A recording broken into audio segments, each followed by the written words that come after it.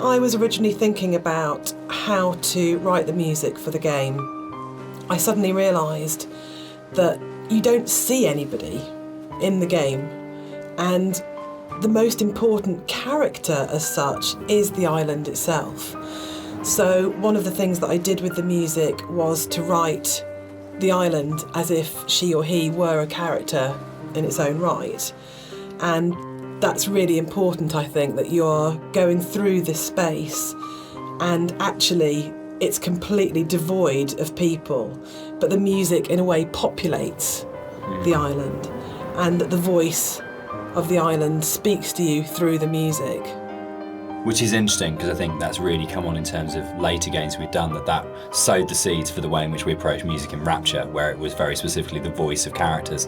A Machine for Pigs as well, where the music was about being Lily's voice in the game, Lily's representation in the game. So it's interesting how, looking back on Esther, a lot of those kind of ideas were tried out here that then came on to take other forms in stuff we've done since.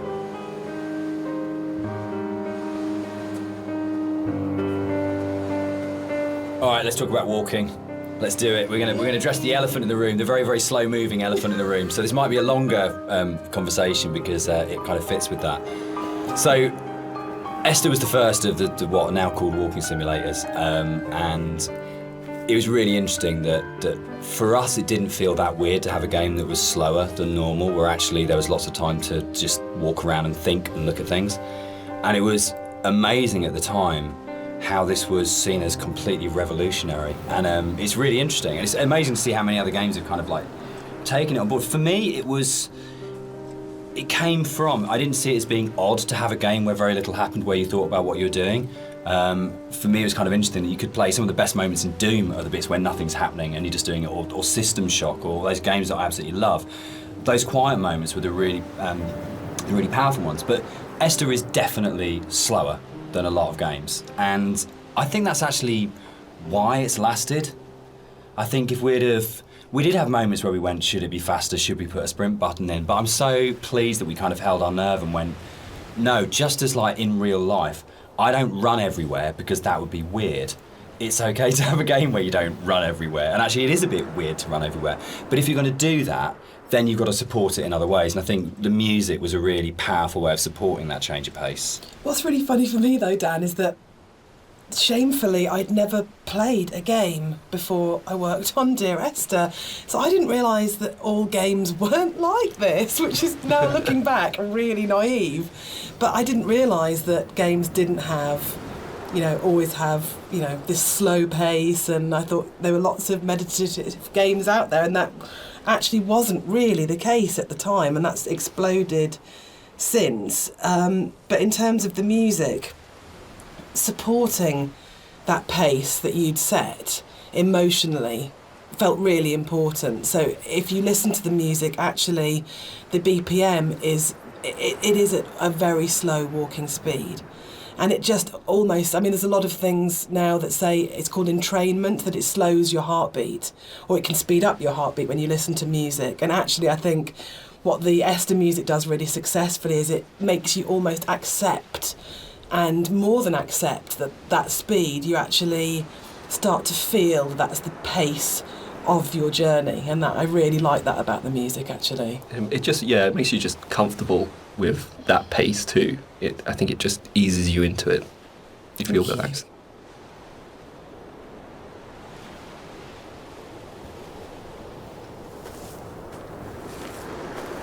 The radio mast in Dear Esther was obviously there as a really important kind of design feature, as well as its place within the story.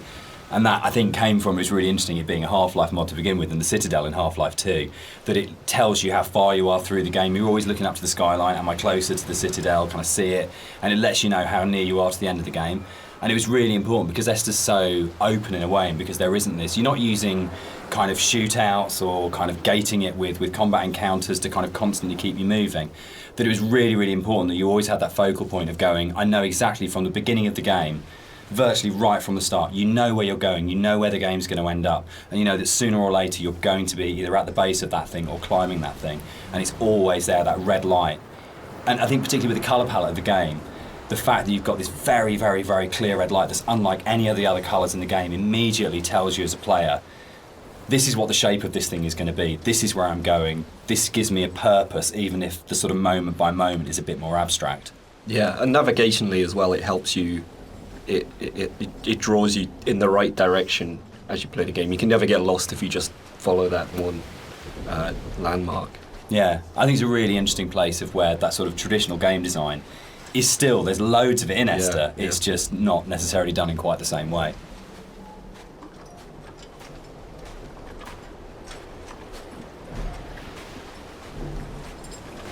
So something you'll notice as you look around the environment is, from a distance you see the landscape. It's kind of a beautiful place in some ways, but something I wanted to bring to the game was that there's this second layer beneath the surface. Whereas if you look at things closely, you see that the actual island itself is very polluted. It's kind of very rotten. Everywhere you look, every rock, every grass surface, it has this layer of filth on it, and it's kind of been put in there just to kind of emphasize further that this island is a really unpleasant place to live. It's like if you scratch the surface, you see like just how corrupt this island is.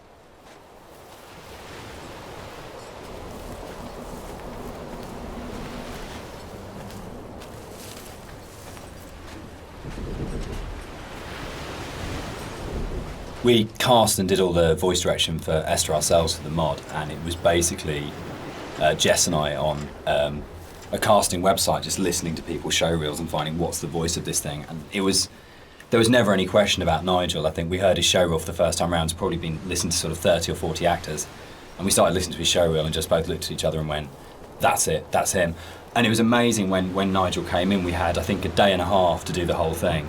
And he just did that amazing thing that really, really great actors did. If he just walked in, got in front of the microphone, and more or less did the entire thing in one take. And we did hardly any retakes on anything. It just felt like his instinct for the character in the game was so strong that he just, without virtually any direction, just came in and just got it. And one of the hardest things with the voiceover that we did was when we went from the mod, which had 3 potential narrative units per queue, to 4 potential narrative units per queue, was not only finding new bits of writing that kind of complemented and played off what was there in the original mod, but for Nigel to come back in, nearly 5 years later, and to just re-find that voice in exactly the same way and deliver it in a way that fitted in and complemented it was a real testament to his ability as an actor, I think. That apart from we had spent quite a lot of time trying to make the sound actually sound the same in terms of mic placement and things like that, but in terms of the actual delivery of those new monologues, you wouldn't know that was both written and acted sort of 4.5 years after the original thing was done. So the one person who's not in the room sort of today but deserves a huge amount of credit for how the game kind of eventually was delivered, but also I think in terms of how the game has lasted, a huge amount of respect needs to go to Nigel Carrington for his work on it.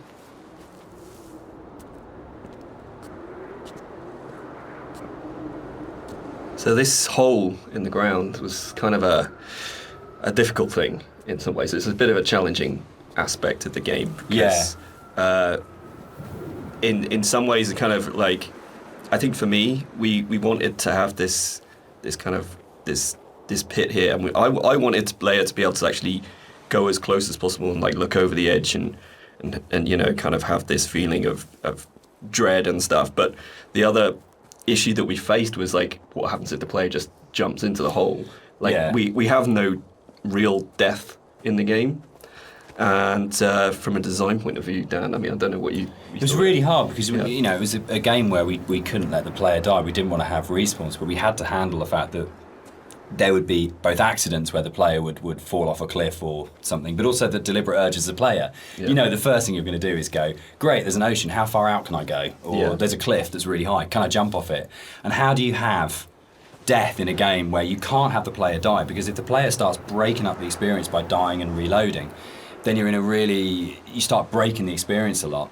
So yeah, I mean, we didn't want to also have like artificial boundaries, where it's like an invisible wall. If you take a look through the game, you'll never see a place where you think you can get to, but you can't. There's always some kind of actual natural boundary or man-made boundary. So yeah, that was the other thing. We didn't really want to create this invisible wall around this thing. So it kind of, the whole drove the way in which that sort of the very weird audio visual, probably one of the most dreamlike bits in the game, where if you do die and you get the kind of the heartbeat and the strange flashes of visuals. And I think in a lot of ways, if we hadn't had the hole there and we hadn't had a place where we go, right, players will jump in this hole, we have to start from that basis, they will throw themselves down this hole, it kind of gave us the impetus to really, really focus on it. And I think the stuff like the drowning deaths and the cliff deaths are strong because the hole was there. And I'm not sure if the hole hadn't been there, whether or not we'd have arrived at that way of handling it, which I'm really proud of. I think it's a really incredibly creative, interesting way of handling a player going out of bounds and of actually being able to reset the game when the player's basically done something you ideally wouldn't want them to do. Yeah, and I kind of think it fits well with the theme of the game as well, because you don't really know what's just happened. Yeah, it's not like you hear a death sound and then you kind of respawn. It's this kind of like very soft, very ambiguous change. You know? There was a point in the original mod where if you died, it would do the whole Half-Life major fracture detected. Yeah. It always brought a really good tone to the game. Yeah.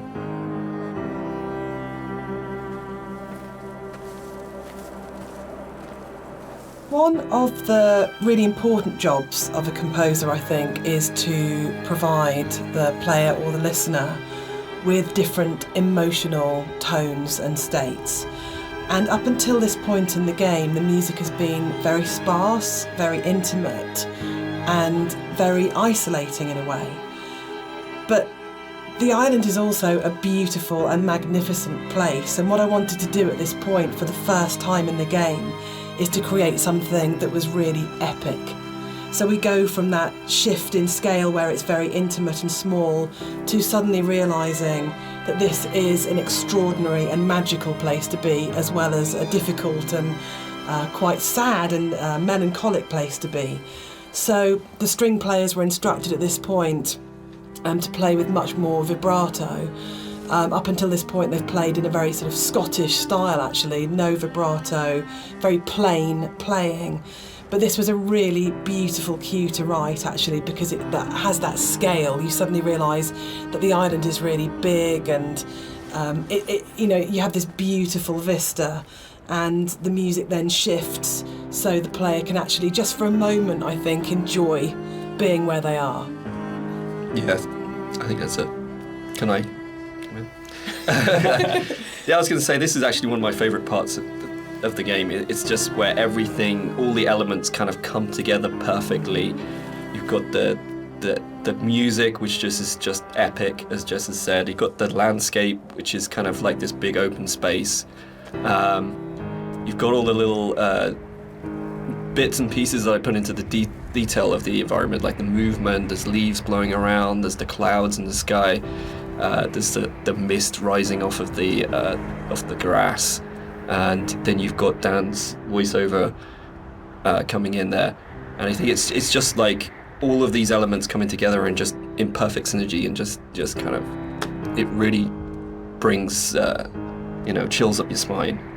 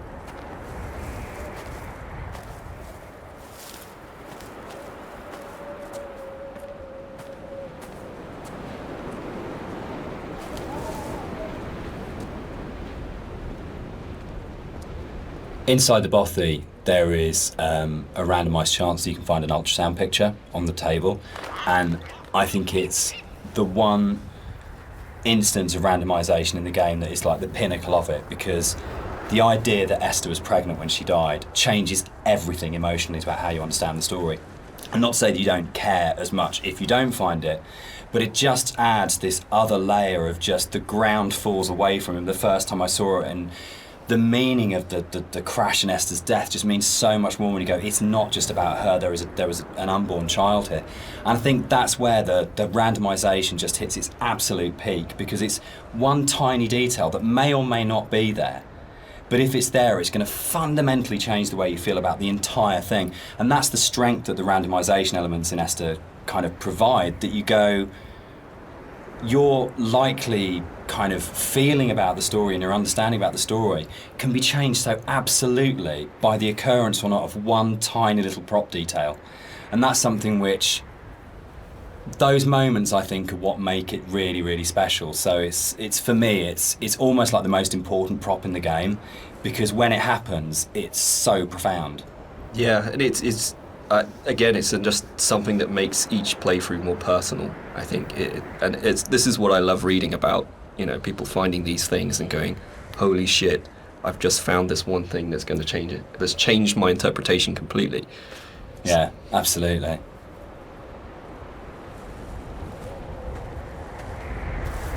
So as you leave the bothy and the seagull takes off, that's the one jump scare in the game, which is kind of interesting, because when we made it, we kind of had to, we kind of called it a ghost story, but there was no intention really. We kind of wanted this dreamy, hallucinatory type thing. But when it came out, people started coming back and saying, this game is absolutely terrifying. I was really, really frightened. And that was really amazing. And I think it's because nothing happens. We're so trained in games to go, there's stimulus all the time, that if nothing happens, you're waiting for something to happen. And kind of, I tend to go back to again and again the whole sequence in Dead Space 2 when you go back to the Ishimura, and it's like the best bit of Dead Space 2, because for what feels like hours, but it's probably only about 15 minutes, nothing happens and no necromorph comes at you, and it's absolutely terrifying because it's just this space and you're just left in it. So I think the bird here is really interesting because it can actually really, really make you jump. But I don't know if that was part of why people were saying that the game was really scary, but it was a real surprise when people started coming back and saying, this is a frightening game. And I don't know how much of that is to do with the ideas in the game are frightening when you think about them, and how much of it is to do with just the emptiness and the lack of kind of things in the game make it a really quite stressful or quite frightening place. But it was a real surprise, I think, that sort of reaction from a lot of players when we shipped it.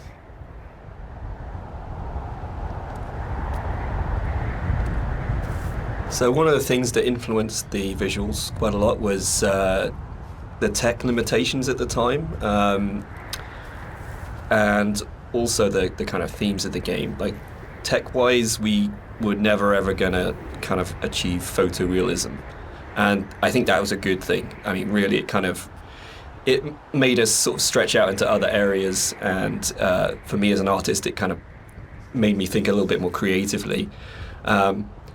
I did a few tests at the beginning, and when I realized this wasn't possible, I kind of went back and I kind of did some research on different styles, and one of the ones that really struck me was this kind of impressionistic painterly style, where it's kind of like there's just enough shape and color there for you to form an image, but a lot of it is just your imagination. It's kind of like the believability of the environment is in your mind. So this is something that I really wanted to bring over into the game, and you'll see a lot of landscapes that kind of look very surreal, very kind of unreal, and that's mainly due to this impressionistic style.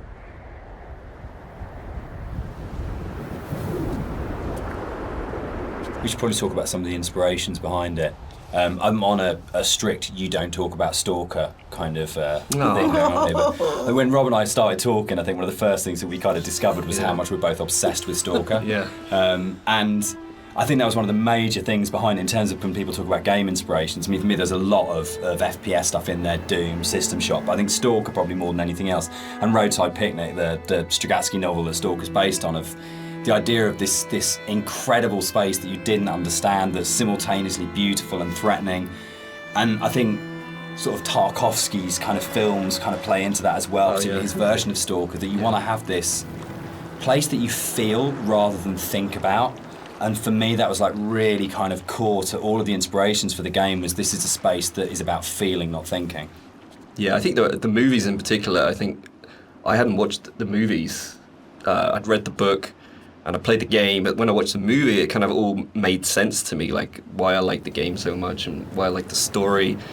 It's just like every shot is like a painting. It's like every shot has its story to tell. There's very little dialogue in the actual movie itself. There's just these long, lingering shots, and each shot is amazingly beautiful, and its kind of desolation. And for me, that was like a huge influence. You know, like trying to bring some of that through into the environments. So that is definitely something I'm going to struggle not to talk about. But the game as well. I'd say the actual Stalker game has a big place in my heart. Like gaming-wise, it's one of the reasons I got into game art in the first place. Yeah. So that to me is a big part of it too.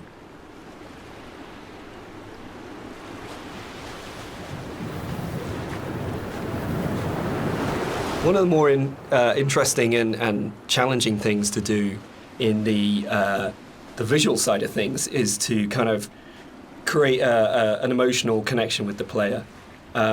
With the music, it's very strong, and the dialogue can kind of help you to feel what the character's feeling, but to kind of really create an atmosphere and to create emotion, it's very difficult. So I designed a few things very subtly within the environment to kind of plant imagery into your mind and kind of make you feel certain things.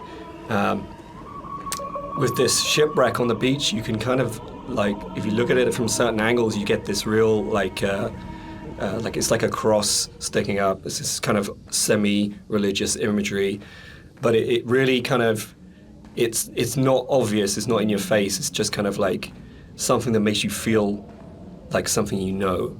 And so like there's a lot of deliberate attempts in the game to recreate that feeling, and it's kind of hard to point out in many other places, but it's done in a way where every single rock, every single plant, every single cliff face has been deliberately placed and designed in a way to try and make you feel something in the game.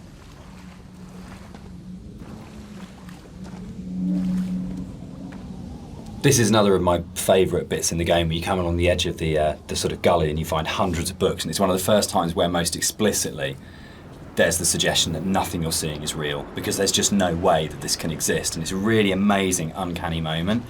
But it works, I think, for me, because you just go, I don't understand it, but it's lodged somewhere in my head and I can't get rid of it and I can't unsee this. And I think for me, like in terms of my influences from books, I mean, there's the obvious sort of stuff like with Burroughs, Cut Up and things like that going on.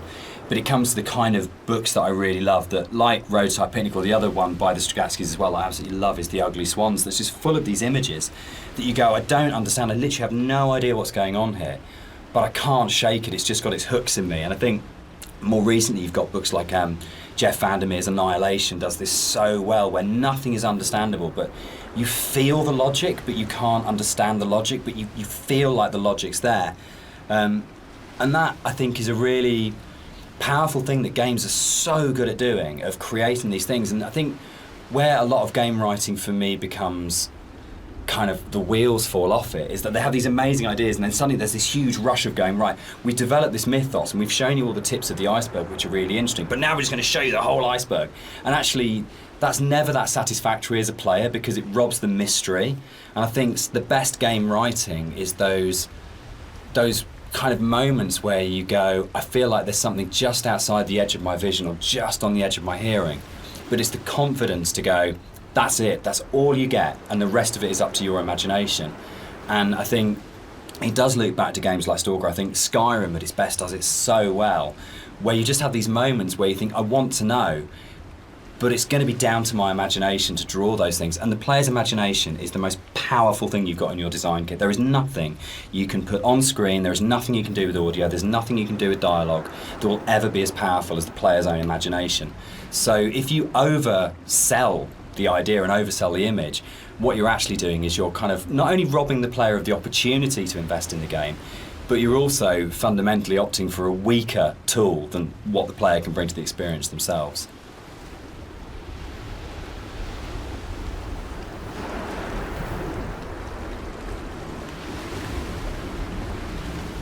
One of the really important images in the game is the radio mast, and the soundscapes that I wrote for the game are really tied into this idea. So it's the concept of the tortured sounds that they're so broken down, they're so manipulated, and it really is supposed to represent the inner state of the protagonist at this point. It's that fractured understanding. So it kind of works on two levels, actually. We have the narrator who's trying to understand the journey that he's on, and we also have the audience's journey and their struggle for comprehension to understand what's going on in the game. So this distortion, this breaking down, this fragmented, kind of tortured sound really ties into the idea of the radio mast and that idea of communication, actually, that the game is trying to communicate something to you, the narrator's trying to tell you something, but it's so difficult to understand what that is.